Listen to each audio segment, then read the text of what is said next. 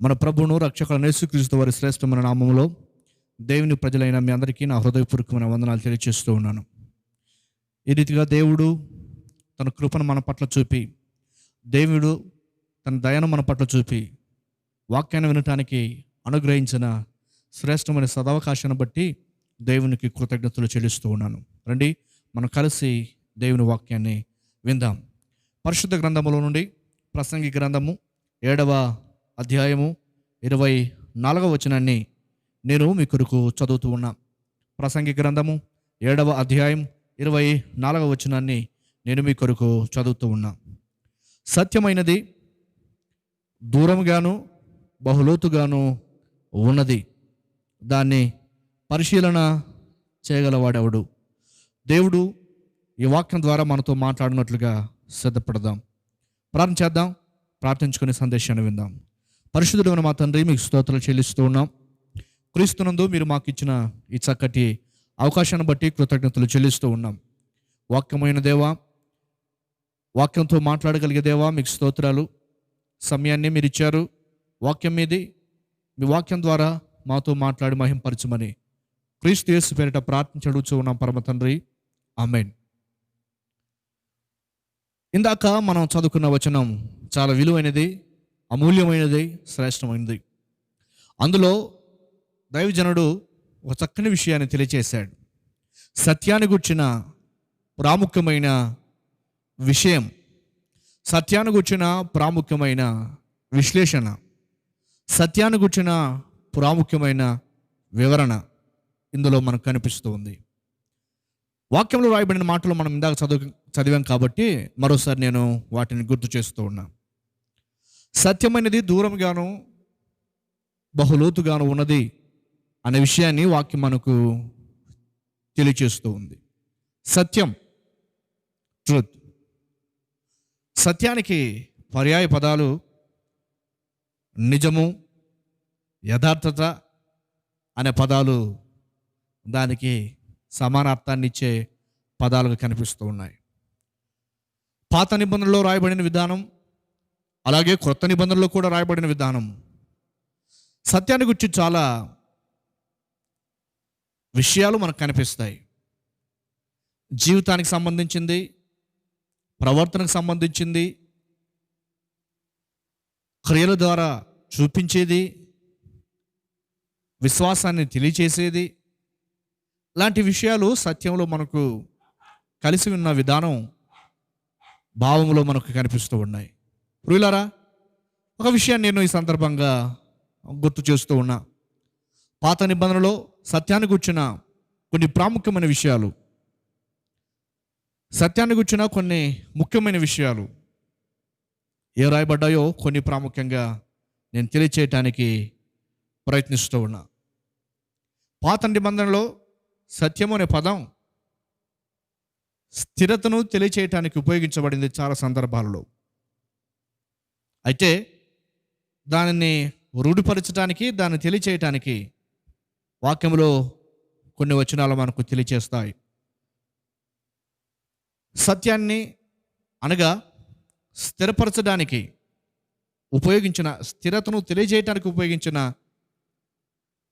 మరో పదమే సత్యము అని చెప్పక తప్పదు.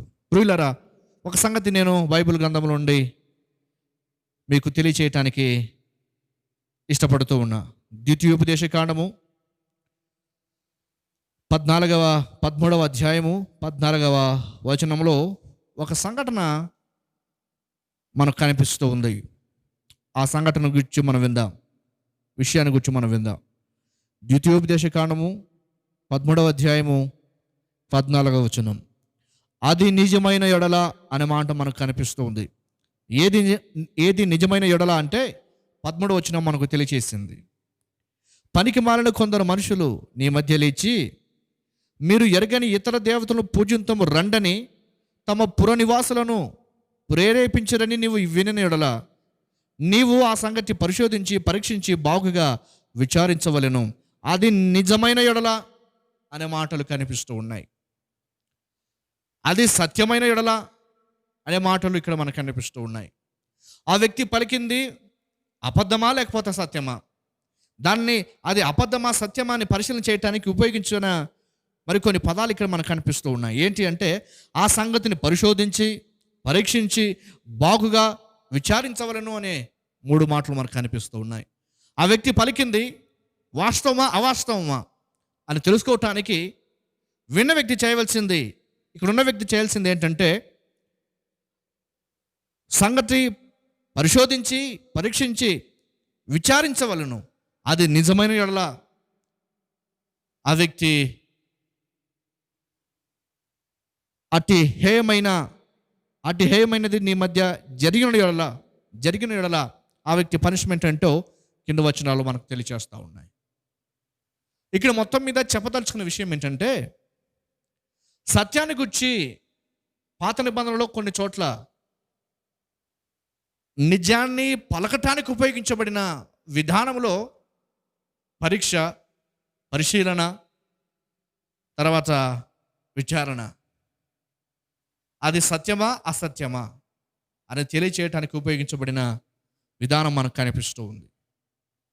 సత్యాన్ని గురించి ఇది సత్యము అని చెప్పటానికి లేక ఇది అబద్ధం అని చెప్పటానికి చాలా లోతైన విశ్లేషణ అవసరం అనే విషయాలు మనకు తెలియచేస్తూ ఉన్నాయి.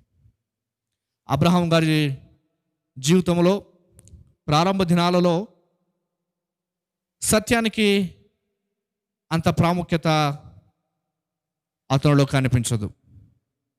అది ప్రారంభం కాబట్టి బహుశా దేవుడు చూచి చూడనట్టు ఉన్నాడేమో అనిపిస్తూ ఉంది.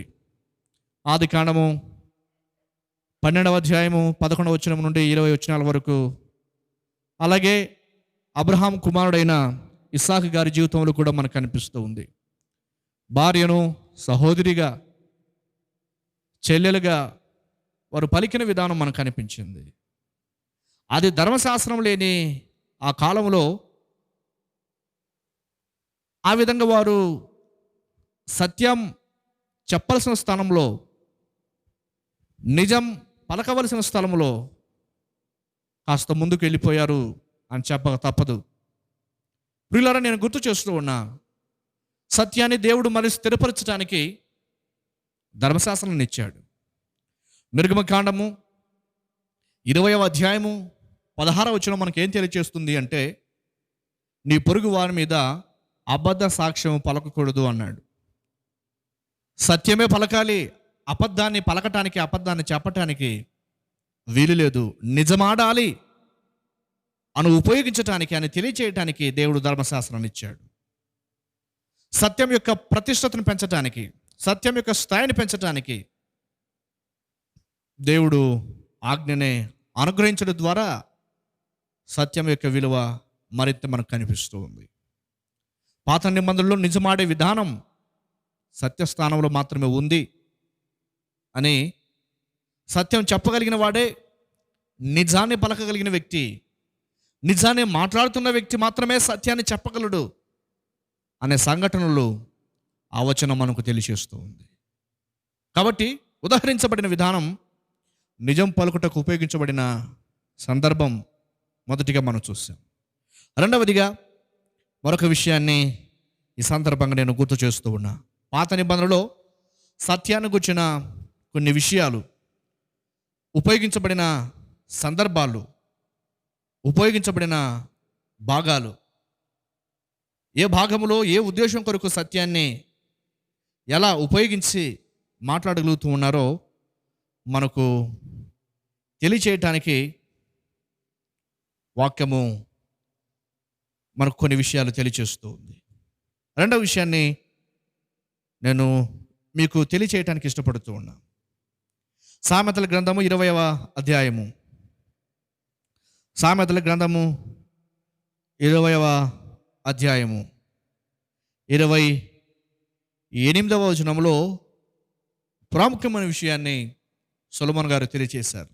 ఏమన్నారు అంటే, కృపా సత్యములు రాజును కాపాడును అనే మాటలు కనిపిస్తూ ఉన్నాయి. సత్యము అంటే న్యాయము చేయుట, సత్యము అంటే నిర్లక్ష్య ధోరణి కాకుండా సమదృక్పథంతో సమస్థాయిలో అందరికి కూడా న్యాయాన్ని అందించటానికి ఉపయోగించబడిన భావన ఇందులో మనకు కనిపిస్తూ ఉంది. కృపా సత్యములు రాజును కాపాడును అన్నాడు. నాయకుడైన వాడు సత్యాన్నే పలకాలి. ప్రజలు తమ నాయకుడు ఏదైతే పలుకుతాడో సత్యాన్ని దానినే అనుసరించాలి అనే భావన ఇందులో మనకు కనిపిస్తూ ఉంది.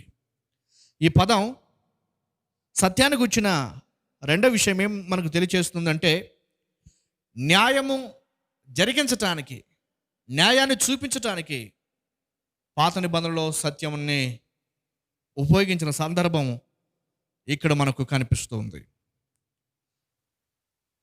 నాయకుడు సత్య ప్రవర్తన కలిగిన వ్యక్తి అయి, సత్యాన్ని చెప్పగలిగే వ్యక్తి అయి ఉండాలి అనే విషయాలు మనం సామెతల గ్రంథంలో చదువుకున్నాం. అయితే ఒక పర్యాయము ఇశ్రాయేలీల ప్రయాణంలో ఒక సంఘటన చోటు చేసుకుంది.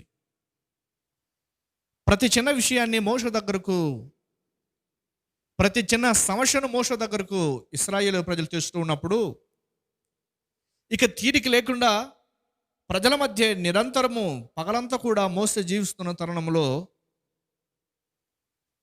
ఒక చక్కటి ఆలోచన చెప్పగలిగారు పెద్దలు. నీ ఒక్కడవే ఈ భారాన్ని భరించాలంటే చాలా కష్టం అవుతూ ఉంది, కాబట్టి ప్రజలను కూడా కొంతమంది నాయకులుగా తయారు చేయండి అంటే, ఆ నాయకులుగా ఉండవలసిన వ్యక్తులు ఎలాంటి లక్షణాలు వారిలో ఉండాలి అంటే వాక్యం తెలియచేస్తుంది. నిర్గమకాండము 18వ అధ్యాయము 21వ వచనములో వ్రాయబడిన మాట ఇలా ఉంది.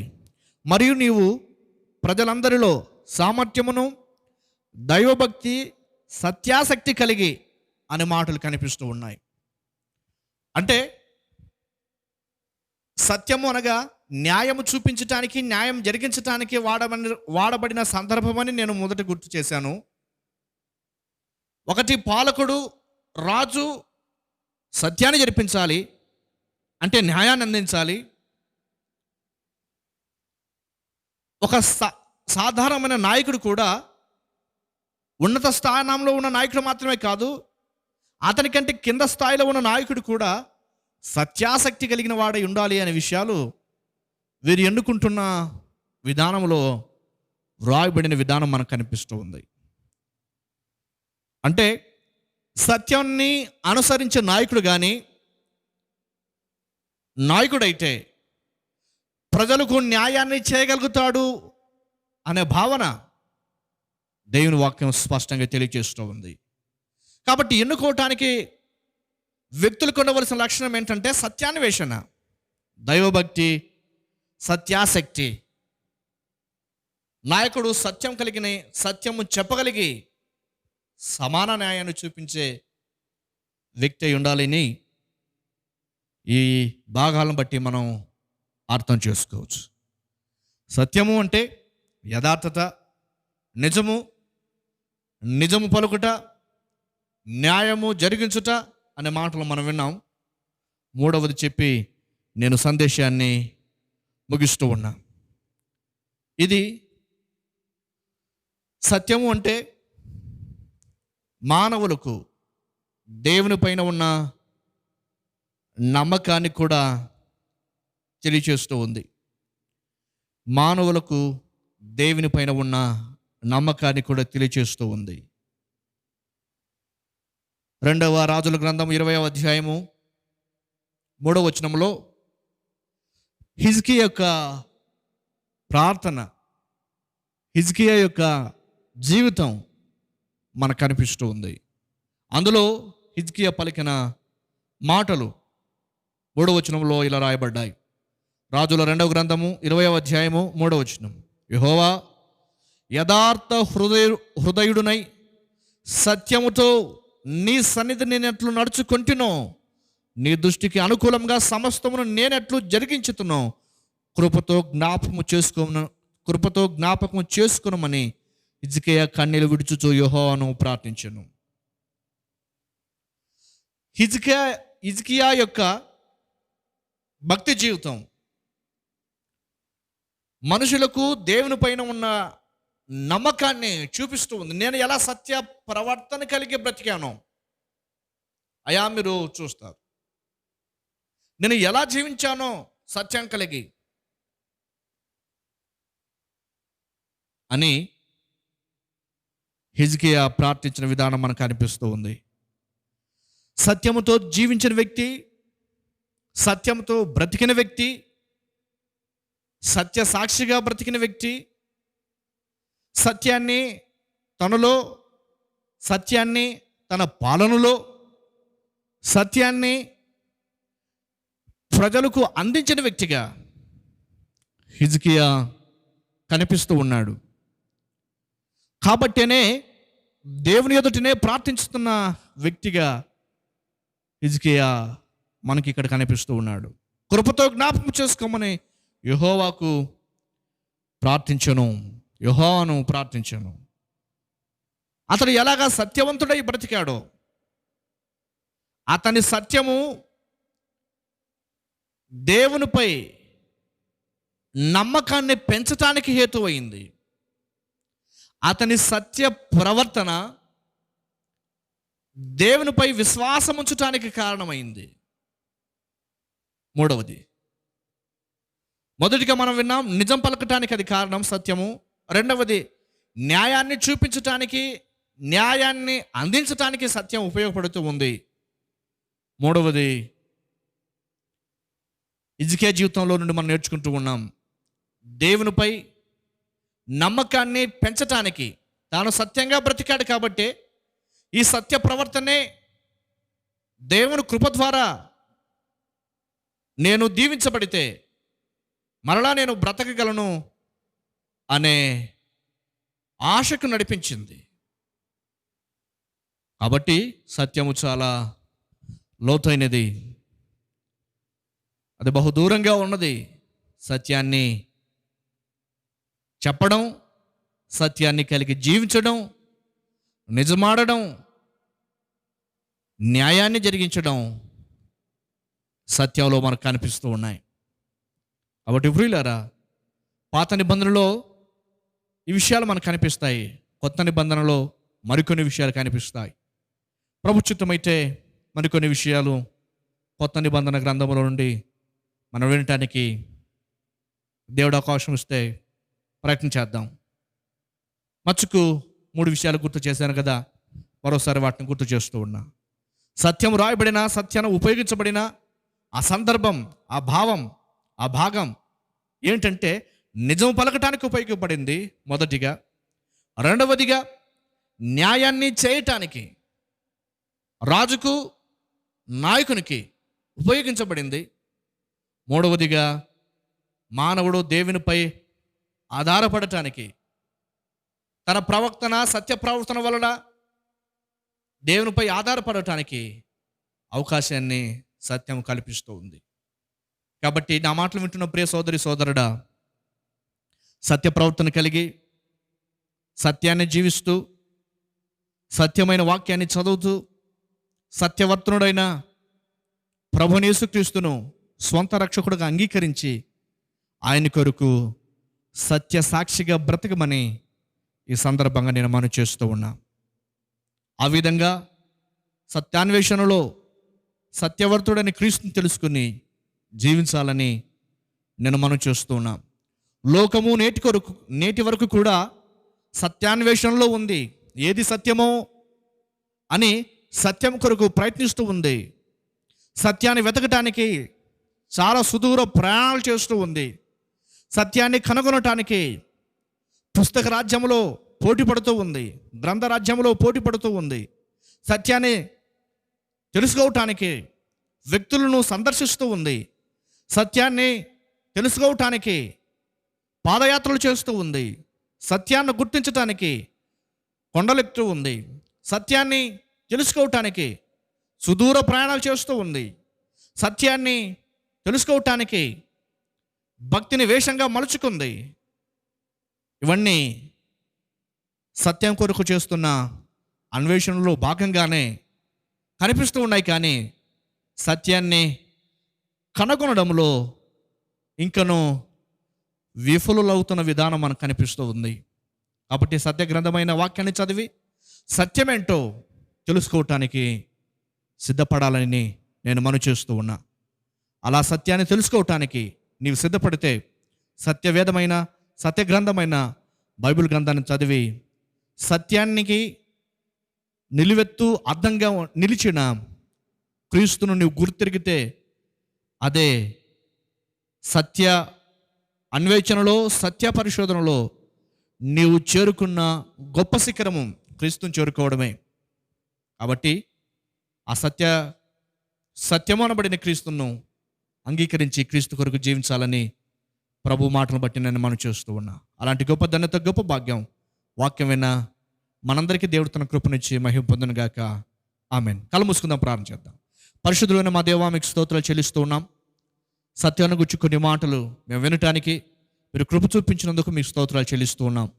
సత్యం అది నిజమాడటానికి ఉంచబడిందని, సత్యము న్యాయమైన పాలన చేయటానికి ఉపయోగించబడిందని, సత్యం మనుషులకు మీ పైన నమ్మకాన్ని కల్పిస్తూ ఉందని మీరు గుర్తు చేసిన కొన్ని మాటలు బట్టి మీకు స్తోత్రాలు. మా జీవితంలో నిజమాడి న్యాయమైన పాలన అందిస్తూ మీపై ఆధారపడే సత్యవర్తనులుగా బ్రతకటానికి కృప చూపించమని యేసుక్రీస్తు వారి శ్రేష్టమైన నామములో ప్రార్థించి అడుగుతూ ఉన్నాం పరమ తండ్రి. ఆమేన్.